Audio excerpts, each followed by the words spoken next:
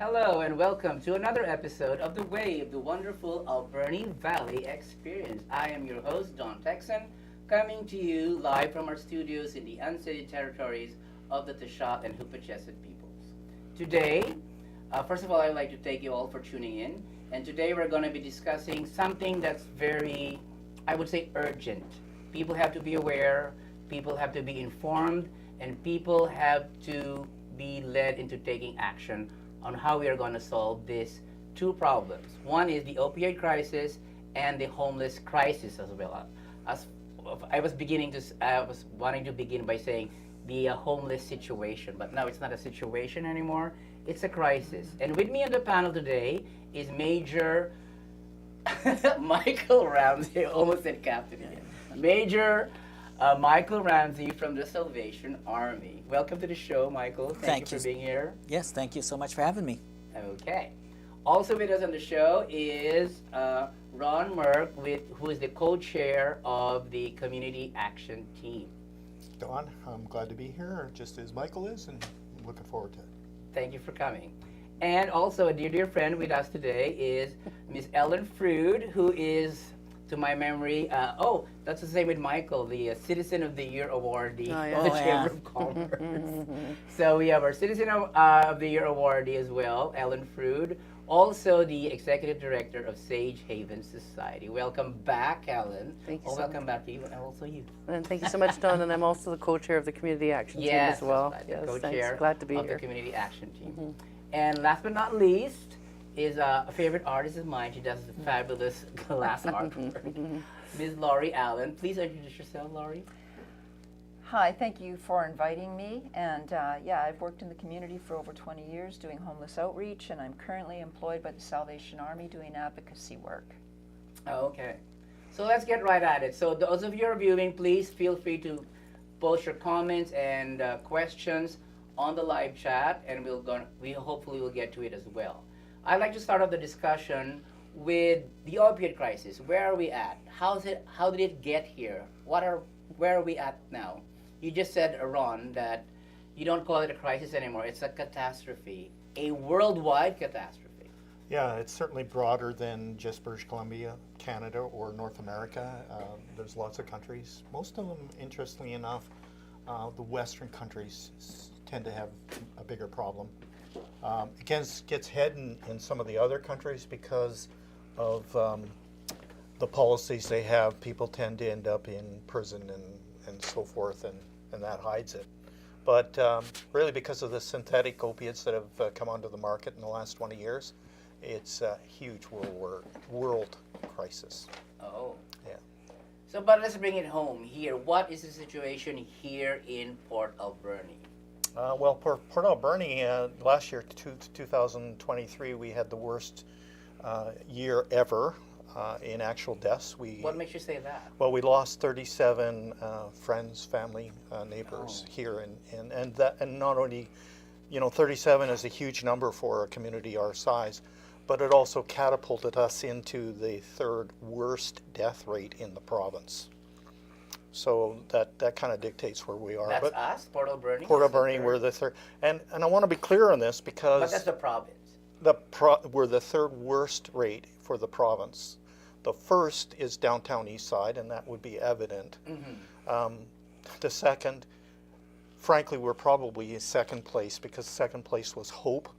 And just because of their population size, they only have 6,000 people there, and they lost 2 more people in 2023, and that pushed their death rate just above ours. Oh.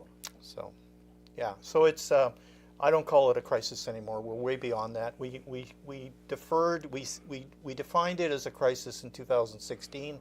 Here we are, 2024, a whole 8 years later. The numbers are going the wrong way.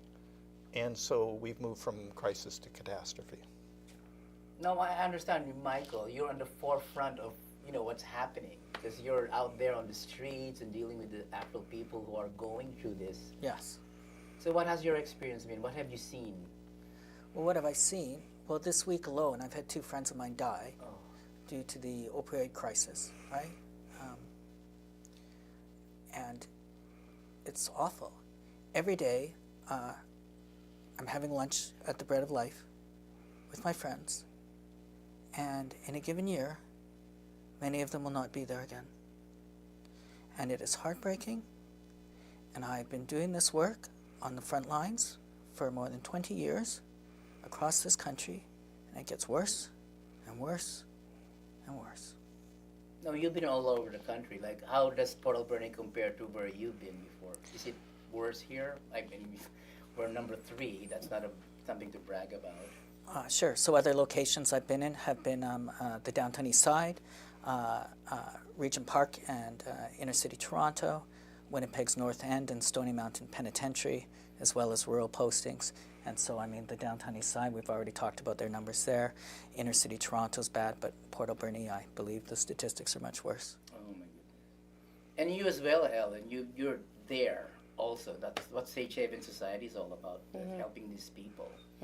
What has your experience been? Well, we have a community resource drop-in center, and so people interestingly will move from Bread of Life having breakfast and come to us for a period of time, then go back to Bread of Life for lunch. But we see many people who are very entrenched in a substance disorder, use disorder, sometimes heads on table, just resting because it's safe, and we're there to watch over them. They're not housed. They have nowhere to go. They have nowhere to sleep.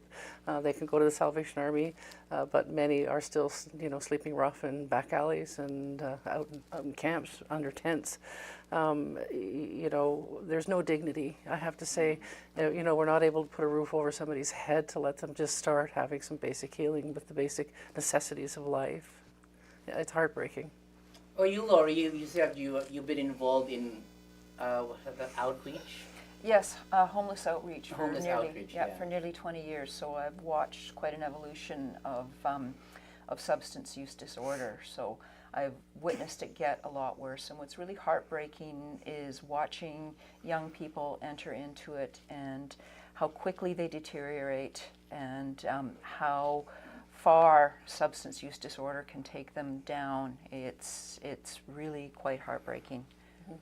And So- the stigma attached to it Yeah, as the well stigma as is devastating.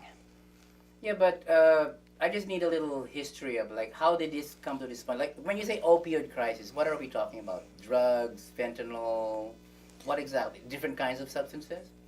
Yeah, fentanyl, coke, meth. Benzos. Yeah, benzos is a big one right now. Xylazine. Oh, so there's a lot of stuff going around there. Yeah, the shift probably happened, I think, in the late 90s. That's when the synthetic opiates hit the market. I said this a few weeks ago because somebody was asking me a similar question, and I said, I never thought I'd be in the position of saying I'd like to get back to a time when we just had heroin. Yes. Or cocaine. Yeah, Or and use a mirror. so to put this in perspective, it's important for people to understand. In the late 20th century, heroin was kind of the opiate of choice out there on the market, the illicit market. And as a society, you could kind of tolerate that drug because it didn't do what the fentanyls and the synthetic opiates do today.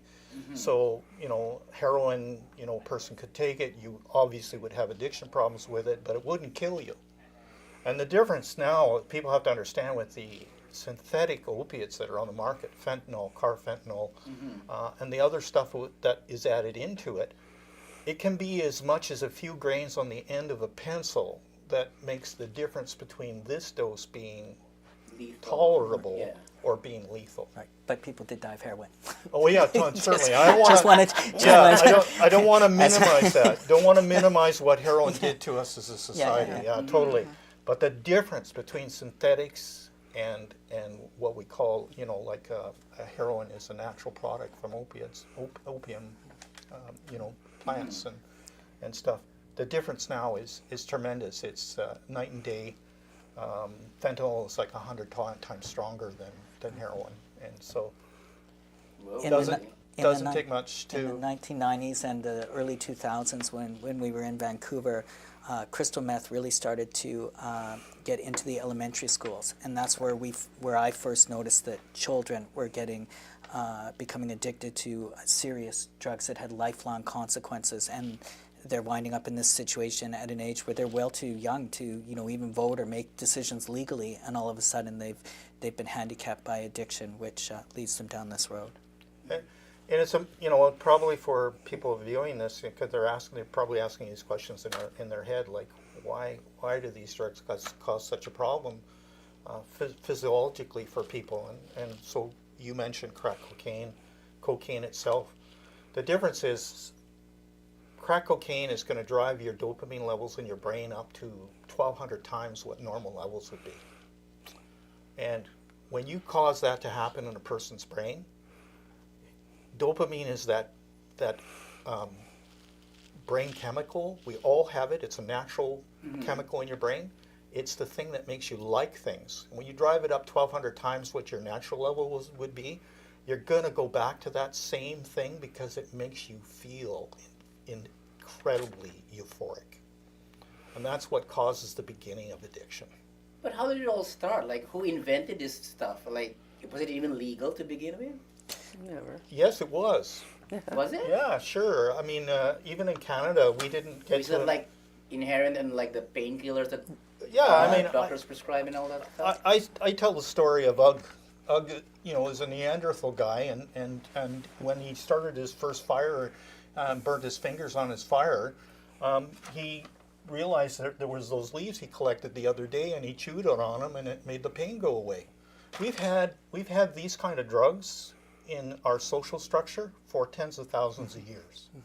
But in the early 2000s, in the late 90s, same period we were talking about, one thing that I remember here in British Columbia was that the doctors started to treat pain as if pain was an ailment itself that needed treating. And that was a major error, because then they were treating pain with these highly addictive drugs. So then they were actually creating dependency upon their patients as a policy. Like, they were intentionally treating pain. And I remember working with our friends at that time period and hearing those announcements come out of BC health officials and just, pulling my hair out, because it was just, it got me really upset. Yeah, oxycodone was like it was a gateway to the mess we're in now, part of the gateway.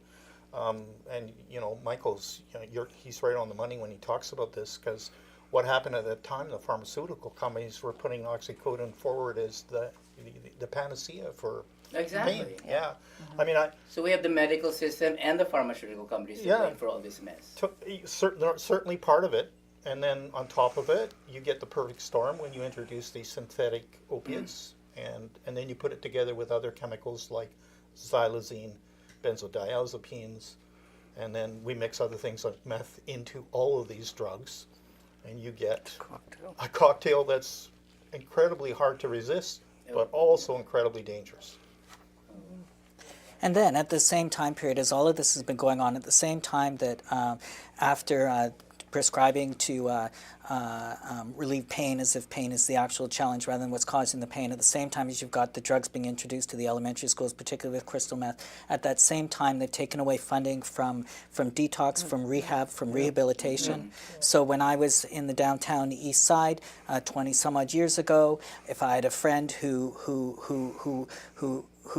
has had enough and they are going to try and break free, break clean, if I could keep them, clean, sober with me for 24, 48 hours, we could get them into a place to get detox, send them off to some place like Miracle Valley. They could have the supports, the groups would be there to help them reintegrate, and they would have a shot. Nowadays, when I'm even a Salvation Army officer, with all the connections that I have, being involved in CAT and everything else in this community, somebody comes up to me and says, I need to get clean now, Major. It's like, well, see what I can do, maybe.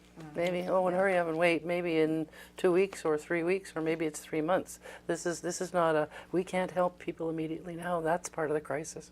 Yeah. Yeah. So whereas we could have 20 years ago, we don't anymore. And best-in-class countries that do this well, not perfect, but well. They have a system better than us. Yeah. They have a system where they take people that want to, where they've said, I want to go now. Mm-hmm. They handhold you and they move you into detox immediately, and then from detox directly into recovery, and then the recovery progress ends at some point. You go back into the community, but all of those steps you've got people that take you from A to B, C to D. We have huge gaps between those steps, As much as, for instance, if you're lucky enough to get into detox, when you're finished with detox, you might get a sheet of paper that says your recovery bed is 3 months or 4 months in the future. Well, that doesn't work. Yeah, It just doesn't work.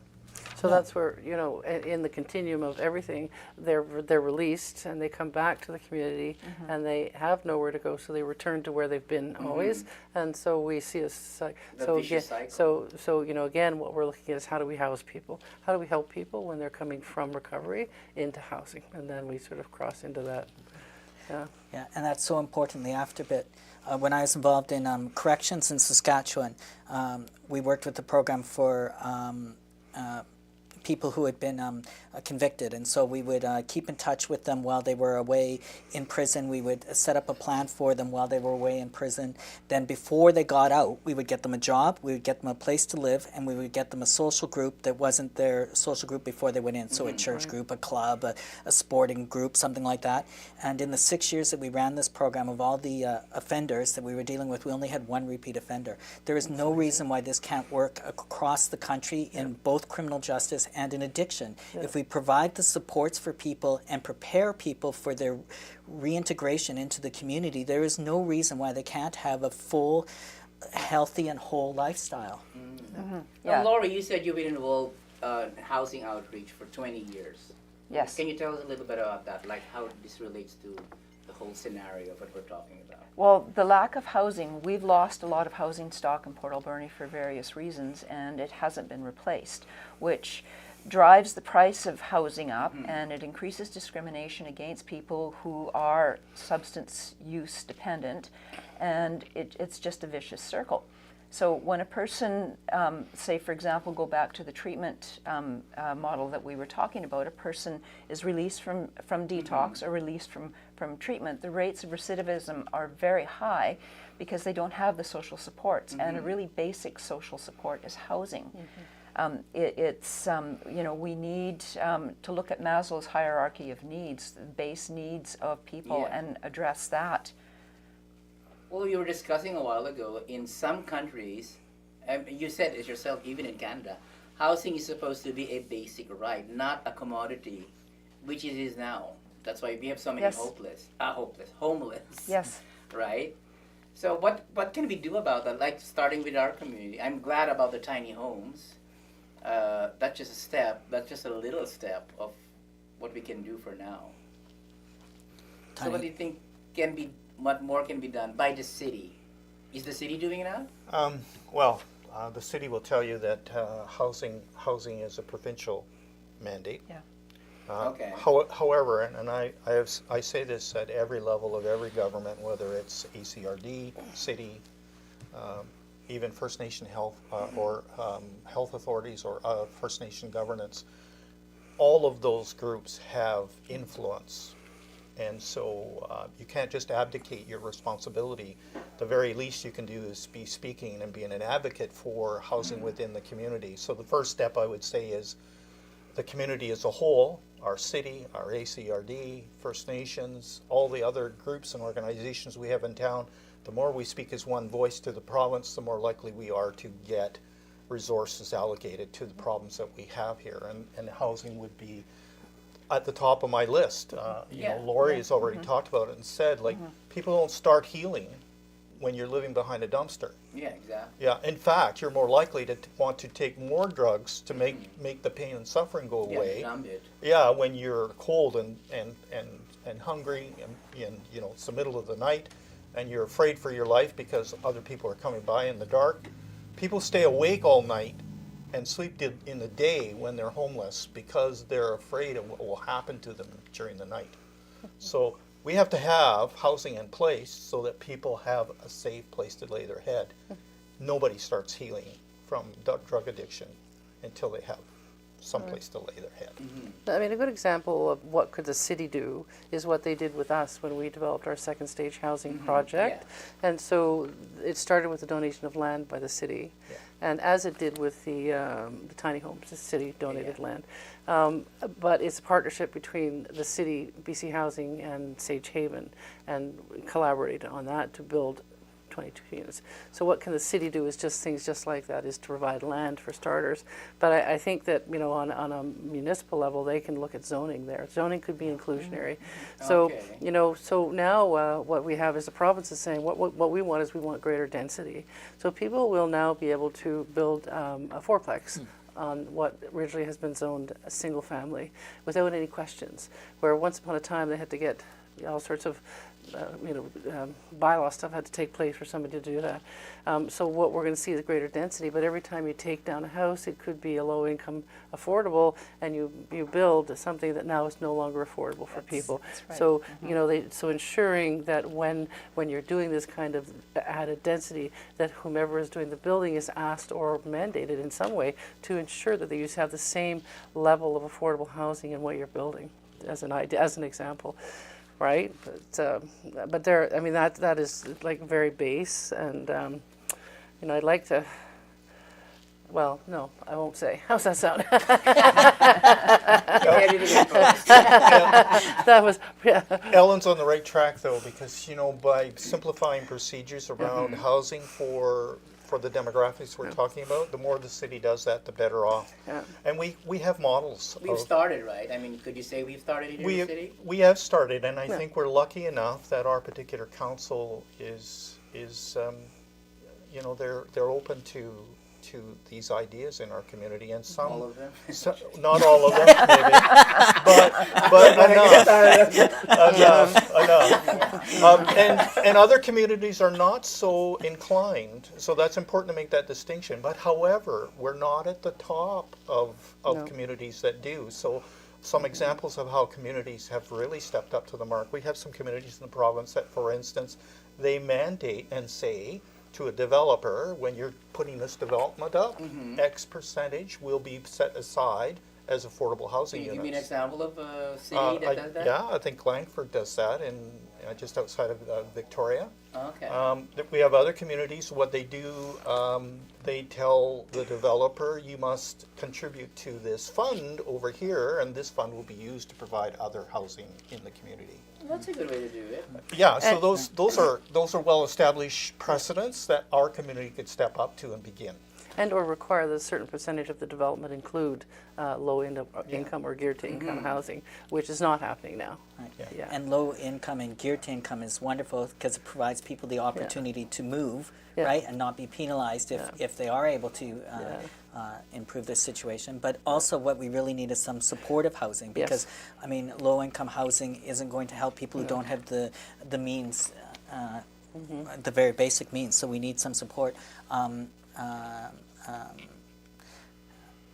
Many of our people who are struggling with addiction and homelessness also are suffering from schizophrenia, bipolar, other mental health issues. These are people who need legitimate supports. These are people who need support to be able to live a whole, healthy, and successful life. And with those supports, they can. So, I mean, as well as the low-income housing, we also really do need supportive housing for those in need, so that everybody in our country has the opportunity to live a healthy and whole lifestyle. Absolutely. The, they say- province put in, the province put in a program last year, or actually almost 18 months ago. It's called complex housing. It's meant to address exactly what Michael is talking about. Unfortunately for us, Port Alberni, we're about 3 to 4 years downwind of that plan. But given where we are with the problem, I'm hoping the provincial government will push us up. So complex housing has been rolled out in a number of communities across the province, mostly Vancouver, Victoria. Nanaimo, I think, is just starting a complex housing facility there. Complex housing is specifically defined as low barrier, meaning that people who have the kind of problems Michael was talking about can be accommodated, and there isn't an eviction process when you just don't kind of fill the model of normal this month. You know, we find ways of working around that for you, and we keep you housed. So. Well, Ellen, you were just sharing about the temporary housing. Second stage Yeah, hours, could you share a little bit about how does one get into that program? Well, first of all, they have to meet our mandate, which is being impacted by intimate partner violence or domestic violence in their life. It's very specific. So it's very specific for women and children.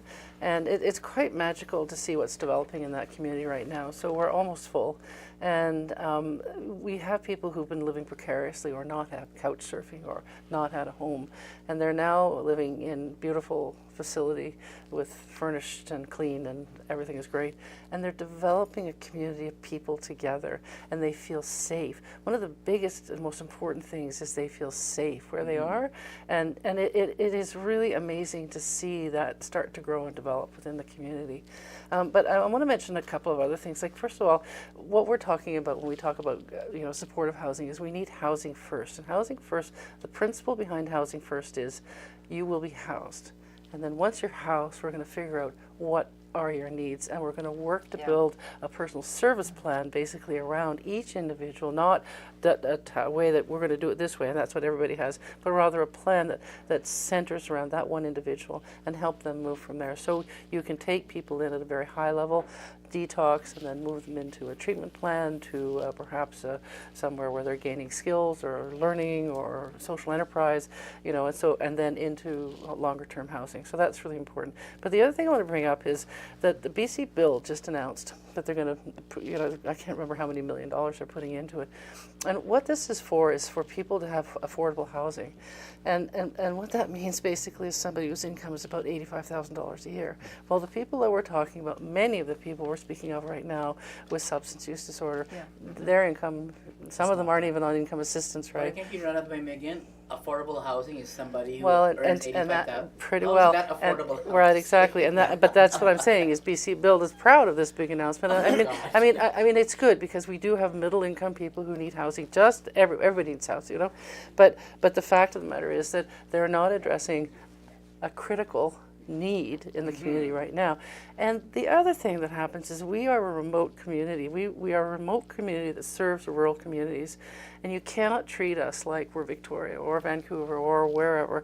And you have to take a look at this community and say, look, hey, we have the third highest number of overdose deaths here last year. We just talked, Laura mentioned one other person, so 3 people in the last week or 2 who have passed. And we can't treat them in our own community. So the government needs to start looking at individual communities and not say, well, we're going to regionalize the service and everything's going to happen in Oceanside somewhere.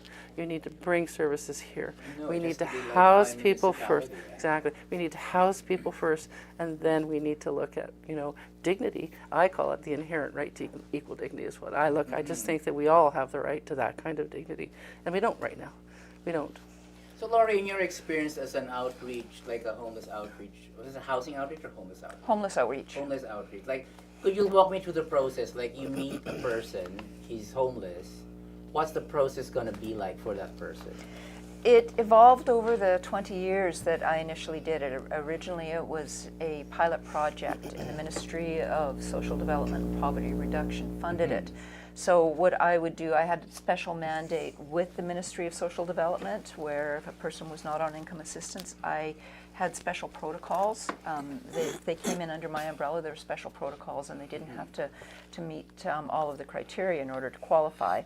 And from there, getting them connected to income assistance. And I had relationships with different property managers and landlords in town, and from there I could house them.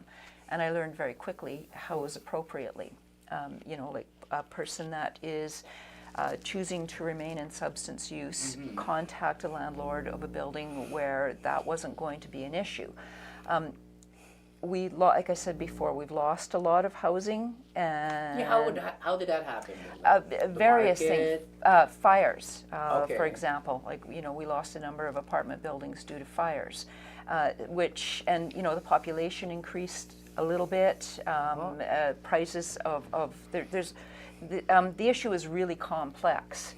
So, the nature of addiction has evolved and changed over that time as well. So we're dealing with stigma, we're dealing with reduced housing stocks, we're dealing with people not having an income and the wherewithal to go through the process of applying for income assistance.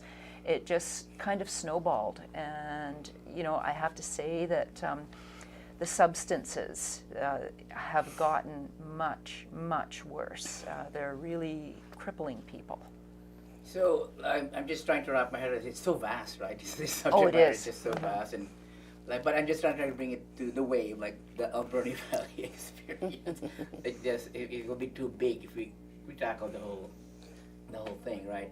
So here in Port Alberni, what do we have? Do we have like what missing components are there? Because I was discussing this issue, and then the panelist was saying, oh, and the tiny homes, they have this bed and this night table, they have internet, they have air conditioning, they have heat, they have 3 meals delivered by Bread of Life every day. I said, so I was just scratching my head. I said, maybe I'll just be homeless.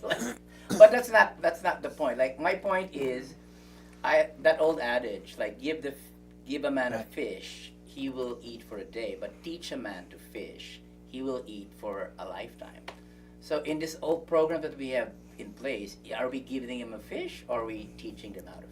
Yeah, and meaning is so important. It is absolutely vital. It is one of the most important human needs, is the ability to contribute, right? So, I mean, you mentioned the Bread of Life and just in our role in providing the meals for the tiny homes.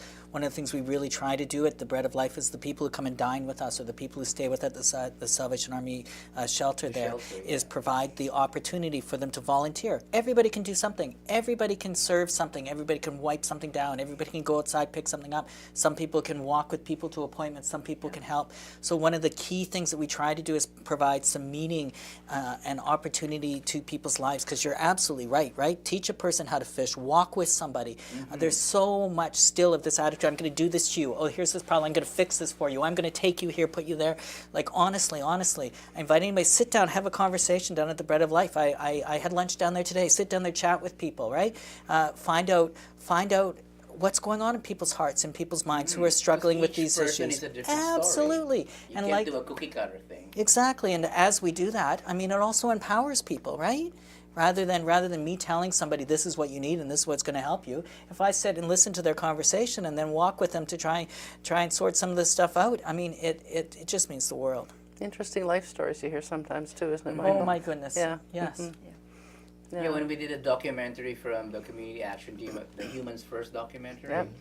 like, I was just blown away by the different stories. Like, Yeah. oh my, how did he get to that low point, high point, low point, high point? Yeah, each individual's a story. Now I want to go to Ron, because this is your all of you, except for Laurie, this is your first time on the show. But I've had Ron in before, and we were talking about the opioid crisis or the community action team and what you're doing. And there was sort of like a point of discussion there that needs some clarification in my head, as well as my co-host at the time.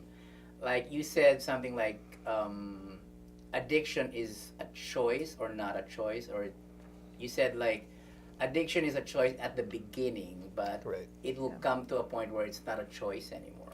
Yeah, and it doesn't with the chemicals and drugs we have in the illicit market today, that doesn't take long. Yeah. You know, but in the beginning, usually people get introduced. But it's a choice in the beginning. In the very beginning, Not it can be a necessarily. choice, although not necessarily. I'll give you an example. I was just feel free to argue about Yeah, this, because yeah. this is a good point. Yeah, so I was talking to a young couple actually this week, and this young couple, he was in a car accident 3 years ago, just at the beginning of the pandemic, and his doctor prescribed oxycodons to relieve the pain, and then about 3 months into his treatment plan, and the doctor said, I can't prescribe anymore, but the pain was still there. And because he'd had 3 months of oxycodone, he had some. Yeah, I've heard lots of stories like that. Yeah, and so now it gets worse, because now what happened is, like, he introduced his partner, the young woman with him, to oxycodones as well. Now they're both using oxycodones, but they can't get it from the pharmacy anymore. So the only place is on the street. 3 years later now, this young couple are both completely down the rat hole. And it's going to be a long time, I think, by the look of it, before they're ready to choose healing. So that's an example of how you can get down this rat hole, and it's not because of anything you chose to do. But there are people that... But we're not saying we're holding the pharmacy companies and the doctors accountable. After all, they're only doing a medical practice. However, I It would be good to hold them accountable, actually. Yeah, I would hold them accountable, and I would suggest to you that the medical system should have accommodated them now and said, okay, we've got you on this now, and we'll work with you to get you off. I think it should be Why incumbent do they on the. stop in the first place? I mean, if they started it, like, They're mandated to say, you know, when you reach a certain point, doctors are mandated. And here's the other interesting point. We have certifications in our health system. Doctors are not allowed to prescribe opiate agonist therapy. That's the therapy that gets you off of this, unless you have a special certification. Yes. And so we only have, out of 9,000 GPs in the province, we only have 1,700 doctors that have that certification. why? Can I Why can make I it can I difficult? interrupt and go back to your choice or not choice that started this all off? Yeah. Because I think sometimes that boils it down to a false dichotomy that people can entrench on one side or the other. Because like if you say it's all choice, then it's just they deserve it. They've made the choice. If you say that it's all non-choice, then there's nothing we can do about it. Give them their free drugs and hope they don't die for a while, right? Like it's not. Yeah, so it's, I'm on the borderline. It's but like, I think it's a false. Where is helping and where is enabling? Right, because I think it's a false dichotomy saying that it's a false question saying choice or not choice, because it's not what it comes down to, right?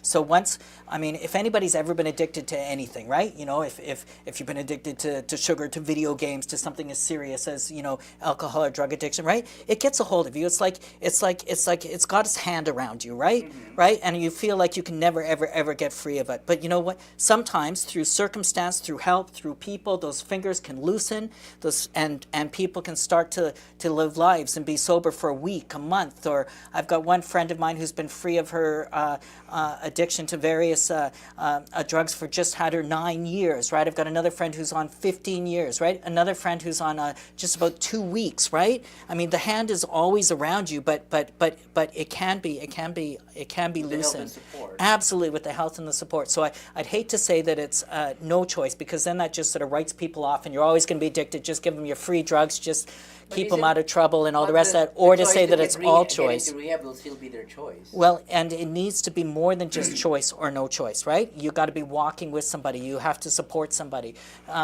We mentioned about that moment of choice, right? Where you say, okay, this is the moment that, you know, I've got to go get some help, and as people were saying here, it's just not there, right? That moment is not there. So when you have that moment, you're not. It's not like you choose to get healthy today and you don't choose to be healthy tomorrow. Addiction's got its grasp on you, and when you've got that opportunity to help pry the fingers of addiction free from somebody, we need to be able to do that. And right now we're not able to do that. So the person is trying to pry free of the fingers of addiction, and instead of having the supports of a healthy community helping them, we go, well, we can't help you, and it just grabs hold of them again. They didn't choose to be dragged in, and it's not something that's beyond what people can do, right? So I think the choice or the non-choice is a false question. Yeah, and I think let's not forget that trauma plays a really Yes. big part Yes. of what's happening here. And so when we look at our First Nations community and the horrific things that those children experienced in the schools, and that's pain. And pain is not just ouch, something hurts, but there's that internal pain.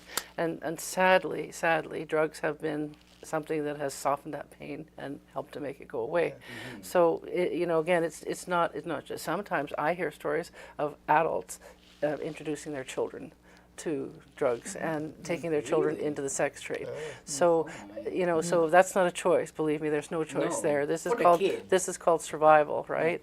All the way around. The mom, dad, whatever, is surviving to continue their habit by introducing their child, who in turn goes into the sex trade to bring money into the home. There's no choice in that, as far as I'm concerned. It's a sad story. My own daughter was prescribed, with a very serious accident, was prescribed oxycodone. And they increased the dose, and they increased the dose, and they increased the dose, and then all of a sudden her doctor came along one day, because they're monitored through the pharmaceuticals, through the pharmacies, how much they're prescribing. And if it seems that they're prescribing too much, then the College of Surgeons and Physicians says, wait a minute, you're prescribing too much. So he basically came to her and he says, I can't give this to you anymore. So he left her to go through a withdrawal all by herself. So where do you think she went? It's a dichotomy. We want to help people and say we can't take it anymore, but we have to find. Another story is a fellow, and I've told this story before. But Isn't there alternatives to, prescribing some other kind of yeah, treatment for pain? and this is what I think. Well, there are some, sadly. That are not most addictive? sadly, most of them are hydromorphone is addictive. It's the days of take 2 aspirin and call me in the morning are gone. That doesn't happen Most anymore. of the drugs for serious pain, physical pain, are going to be in the opiate family. That's just a given reality. Yeah. Yeah, but who made it that way? That wasn't the case years ago, or what? No. Yeah, well, I yeah, think that's- opium, and I mean, there's all sorts of That's things. the misconception. I think if you go back into the 1800s and 1700s, these drugs, opium was legal. I mean, we put cocaine into Coca-Cola in the late Yeah. 1800s. Yeah, I asked Coca. Google You know, about that. and well, you know, I mean, some of this history is interesting because we put cocaine in Coca-Cola was marketed because it was supposed to be a solution to people that had an alcohol problem. Okay. So drink Coca-Cola and you'll be able to get off alcohol. So their slogan came about, Coke adds life. So so you can see, but the reality is during the entire the 1700s and 1800s, opium was in cough syrups, and they were Really? and we used But it wasn't as, like, well, we used it quite effectively, and there's always people that got addicted. So you should understand some basic facts here. Like, there are lots of people that use lots of substances. That doesn't mean that you're going to become addicted. And in fact, we know the statistics. Science evidence says that only 10% of the people that get or use opiates end up with what we call a defined substance use disorder. Sorry, a get or use, so you're referring to people get like pain medication rather than recreational?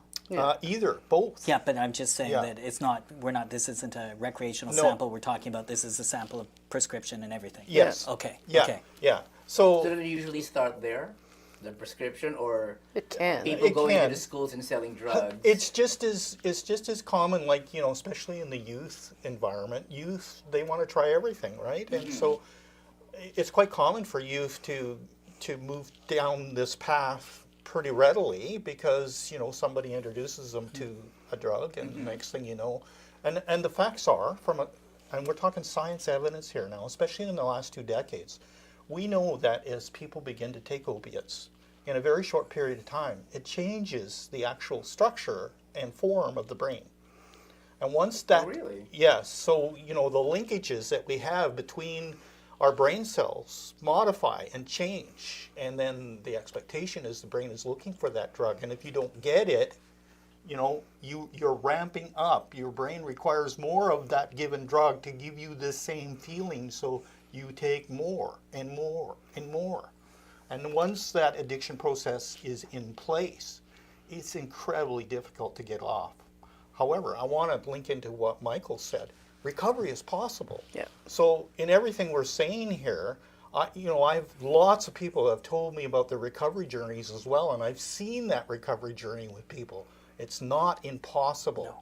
So We have a lot. I've heard of a lot of success stories. yeah. There's lots here in this town. Yeah, but link into which is the powerful statement that Michael made. The more we provide the resource linkages to help people when they reach out and say, I want to get off this now, when we have those processes in place, that's what allows people to actually journey down that road. When they're not there, they run into a wall, a steel wall, brick wall, and then they just fall back to what they've been doing for the last whatever number of weeks or months or years, more of the same. Okay, so I'll attempt something now. You mentioned the word linkages. So let's start, like, for example, I'm a person who wants to get out of it. Not a single drop of painkiller enters his body, but we'll just pretend. Okay, I hate painkillers. So I go to Lori. She's the outreach worker. I meet her out there, and we talk. And I say I want to get into rehab or into housing or whatever. So what's the next step? I go to Ellen if I'm an abused wife or something, because you're gender-based or Circumstance. whatever. Yeah. If somebody approached me, what I would do is I would try to connect them with mental health and substance use Okay. through an addictions team. But you're speaking of links, and Yeah, one like big link connections is would be like- trauma. If we can help people address their trauma, because that is a big driver for substance use. Like when people are traumatized, they want to not hurt, and using substances is a very effective coping mechanism. Mine Very Is it like a maladaptive. shortcut? Because Yeah, if well, it's I'm very hurting, maladaptive, but finding it's- somebody who will talk to me helps. I don't Yes. need drugs, Um, right? But using not a s- everybody has yeah. access. Yeah, using a substance gets you out of yourself very, very quickly. It's very effective. It's just very maladaptive. And before you know it, you're going down that road. So addressing trauma at the same time as addressing housing, income, mental health, food, yeah, you know, the Food very security. basic needs. I think trauma is a really big driver and it needs to be addressed. We need to do a lot of work around that with people. Because I have two of you from Salvation Army and your experience with the housing outreach, and I have Sage Haven Society. I have like a community action team, and you're also part of community action team. It's so fun, like both of you community action team and both of you are Salvation Army. So how does your services or your programs interlink with each other? Well, Salvation Army is part of CAT, and we work together with the other members of CAT, and actually that's one of the purposes for the community action team. Yeah, so Michael sits at our table as well as a number of other organizations in the community, and one of our main pillars of the community action team is to be that networking group in the community that brings all of those community organizations together, so we can hear what everybody is doing, and we can share that information across the table, and we understand and know what is going on at the Salvation Army versus what's happening over at Canadian Mental Health and Association, or versus any of the other Island Health. They all sit at the table, and so there's tremendous synergy that happens there because of the networking. We share, we're able to tell people what programs are happening in certain situations, and then provide the linkages so that people can pull them together. Right, I think no one of us can do everything, Yeah, and of we course. recognize that there are other services in the community that where so we know how to refer people in the right direction. But Yeah, that's what I'm Michael getting talked at. about walk what with somebody. resources are available? We Yeah, have Sage Haven Society. We have Well, it's Salvation in Army. multi. We have Yeah, I CAT. mean, you've got the Many. you've got the Port Alberni shelter, you've got the Friendship Center shelter, different types of housing. Canadian Mental Health Association, they have an ACT team which is out in the community that goes to see people. They have a CRT, We have community response. ADAPS with the youth. ADAPS Oh, is yeah, for youth. ADAPS, yeah. You know, it's endless really. But what we do know is that there are people that are good at what they're doing. So if we find an at-risk youth who seems to be suffering from trauma, we would probably send them over towards ADAPS and make that connection so that they can have clinical counseling. But we work with people through the court system, so we have crime victim assistance and counseling available for those groups of people. So, like I say, we don't. No one of us is good at everything, but we're Yeah, good. of We're good course. at collaborating, and sitting at a table like the community action team is a great beginning because it gives But us the would it be context. fair to say that counseling, like talking to people, is a big part of what we're trying to, It's part of a journey. trying Yeah. to help with Yeah, people with? I think so, yes. Accepting a person where they're at in a non-judgmental way. And, when I was doing outreach work, I connected, like Ellen was talking about the different agencies, the different steps in the process. And I connected people with Sage Haven, with Crime Victims Assistance, with mental health and substance use, with ADAPS. So, having that, you talked about the synergy, that's really important. I mean, Laura, you would have gone behind Walmart to see people in tents at times, wouldn't you? Oh, absolutely. So, Absolutely. like I said, you're in the outreach, grassroots of what's outreach is happening. maybe Yeah. the back alleys, or it's yeah. going to people where they are. I went out Yeah. into the wilderness to homeless camps that Yeah. were, on the west coast, that Here? were West Coast. Oh, That was okay. part of my area, and Yeah. I had a 4x4, so I could go out there and, Oh, and wow. meet with people. It was, yeah. But I think the point is we go to people where they are. We meet Yes. them where they are. We listen to them and their stories and where they're at. We don't say there's a one way of doing things. We listen, here's what your story is.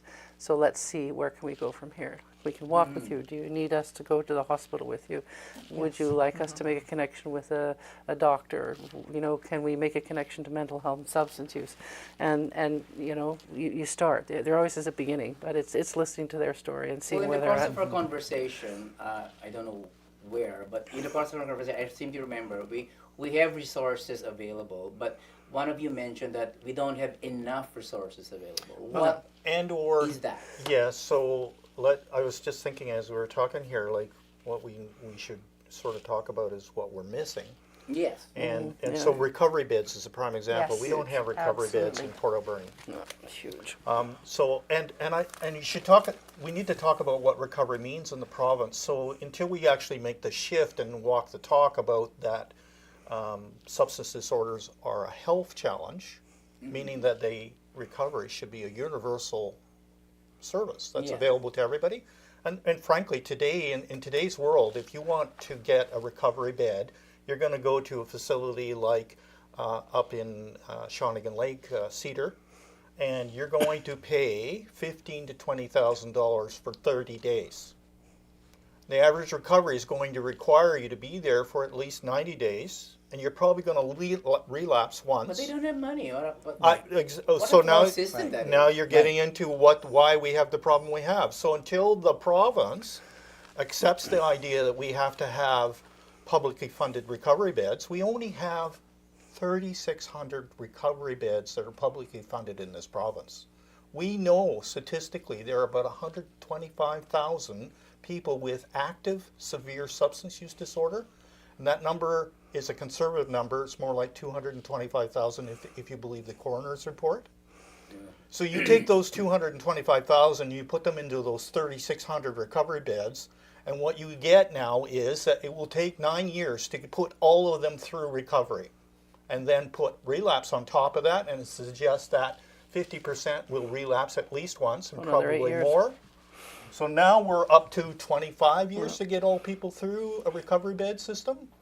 So I just want to bring it home again. Like, if we want to do that here in Port Alberni, Yeah, so what it how many means- recovery beds do we need? What it means here in Port Alberni is our estimate would be 750 people here are in Port Alberni that have active substance use disorder.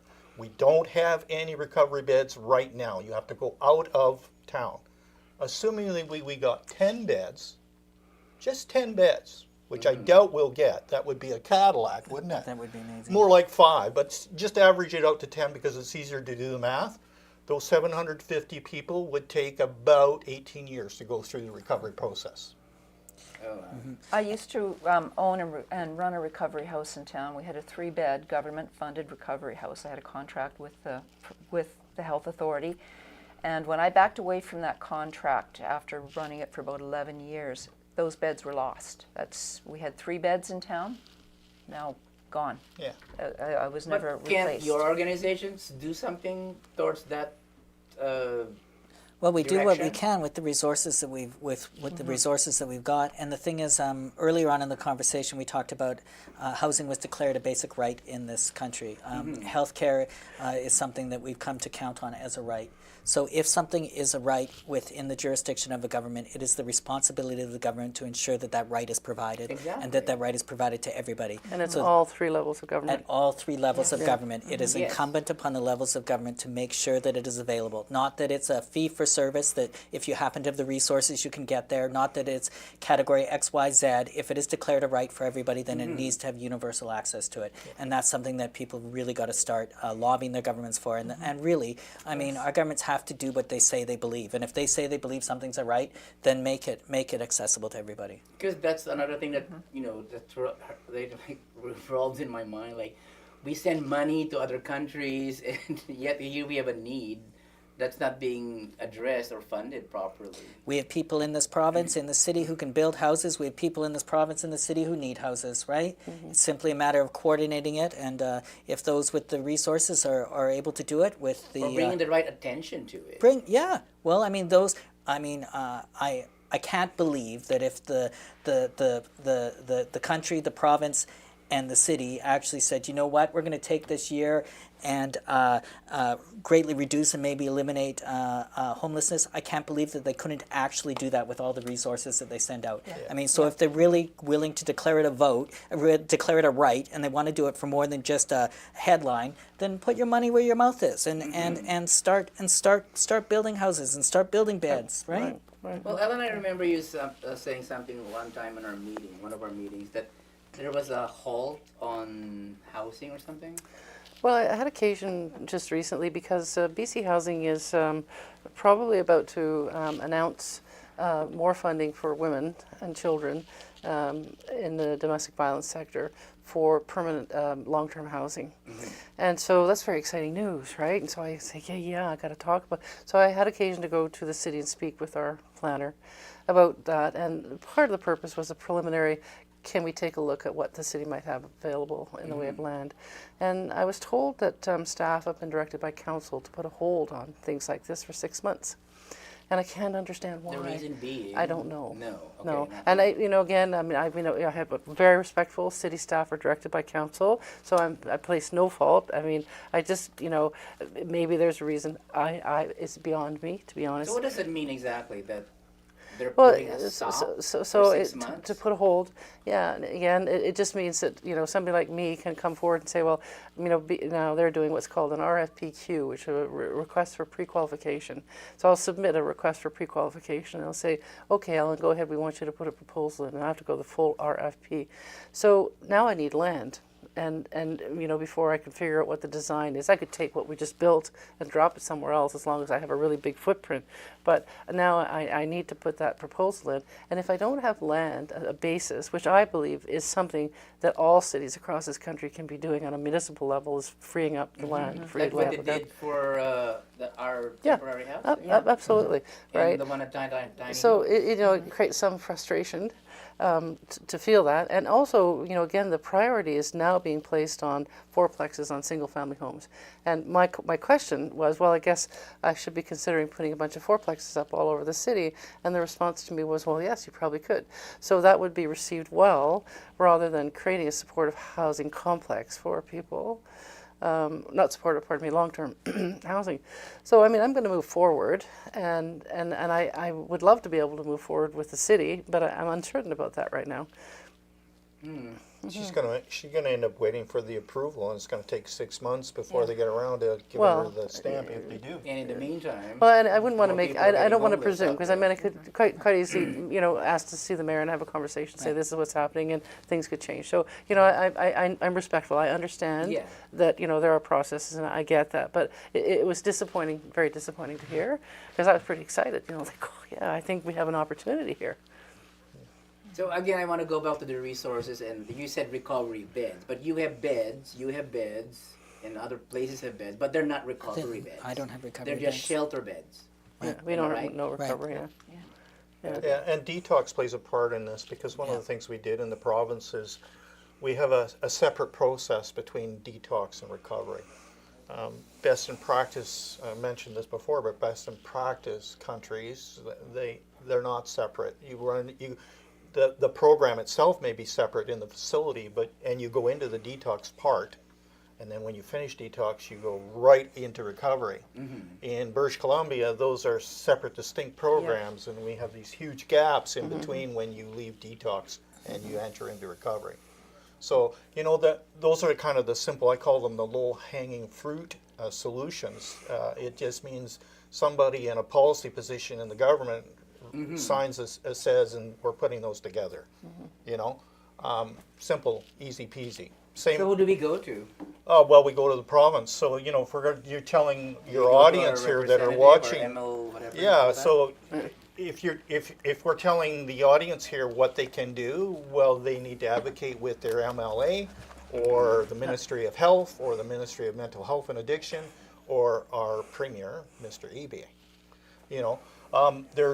I mentioned the physicians, so it would be incredibly simple. I'm not saying it wouldn't be cost associated, but if the government came up with an encouragement program for We're able physicians, to spend billions of dollars across exactly. other countries for So other if things. if you invest some money and you say to doctors, get your certificate. It only takes you a 2-day course to get the certificate, and then you line yourself up with a mentor doctor who's going to lead you through for the next couple of months until you're on board.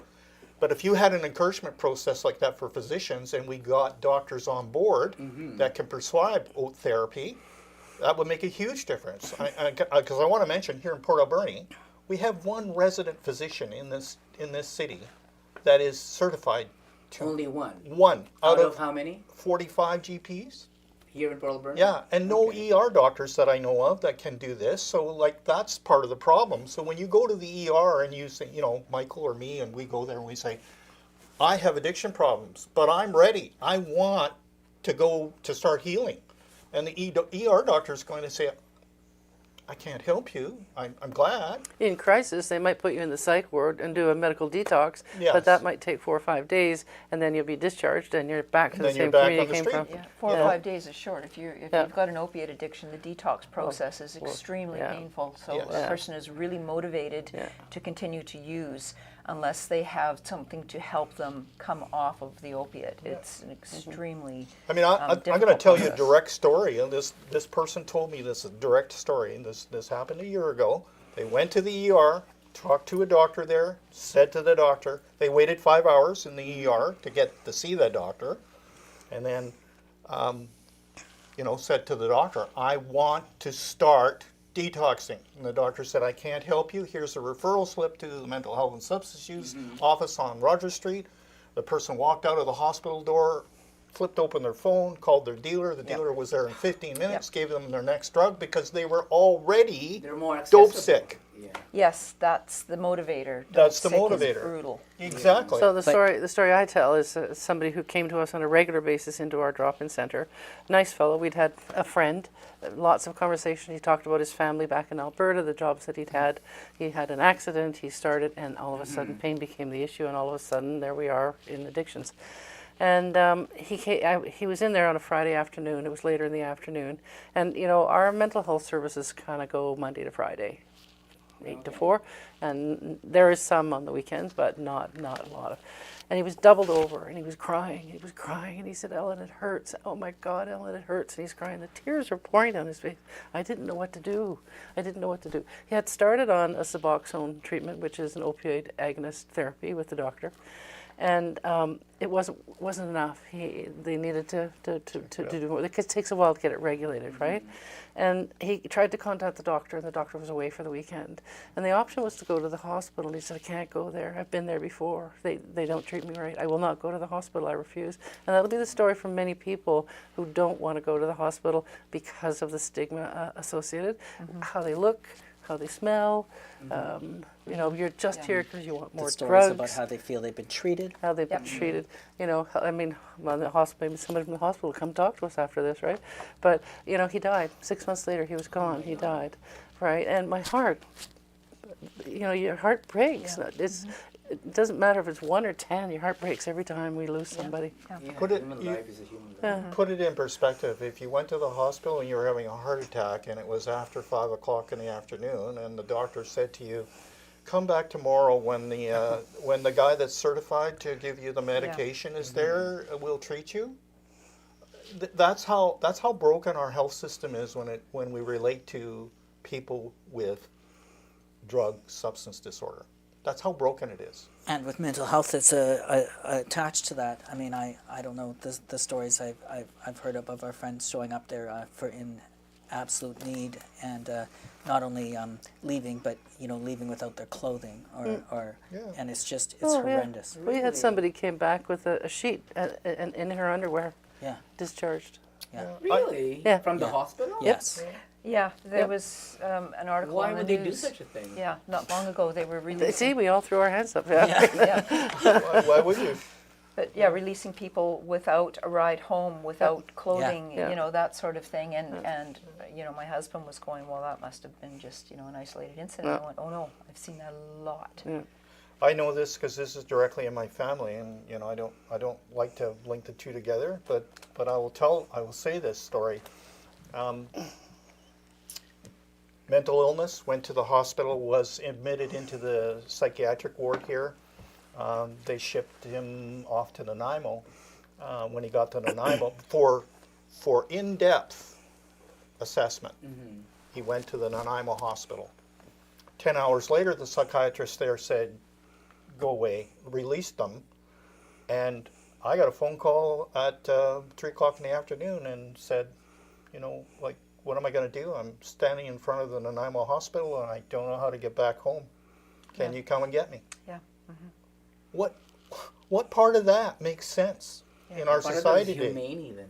Yeah, I mean, we treat frankly, the SPCA treats animals better than we're treating people that have opiate and psychiatric. This week we couldn't get officials to deal with the person, so there was animals in their house. So we actually sent the SPCA because we couldn't get the Yeah. other agencies to help them out. eh? There Yeah. you go. Really? Yeah. Yeah. Really? Wow. Yeah. Yeah. So, Dawn, now It's not. now yeah, the like you said, now the it's not a realities are coming crisis, out it's on a the table, catastrophe. and you understand, Yeah. when you hear some of the stories, just how broken it is. But to come back to where do we start? And first, housing first. We have to house people immediately, regardless of what their circumstances are, regardless of how high their substance disorder is or how manic they are, in the mental health. We have to house them first and determine then 750 how we is not a have. big number. I mean, it's doable. It's doable. Right.